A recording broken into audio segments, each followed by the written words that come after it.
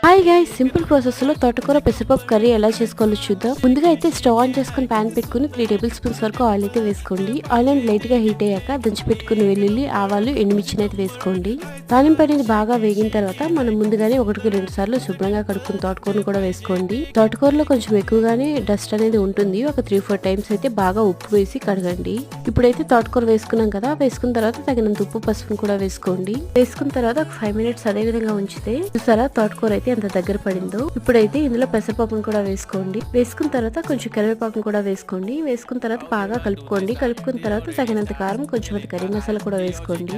దీనికైతే మూత పెట్టాల్సిన అవసరం లేదు. దీన్ని కూడా ఒకసారి మళ్ళీ బాగా మిక్స్ చేసుకోండి. ఈ కర్రీ అయితే చాలా టేస్ట్ గా ఉంటుంది.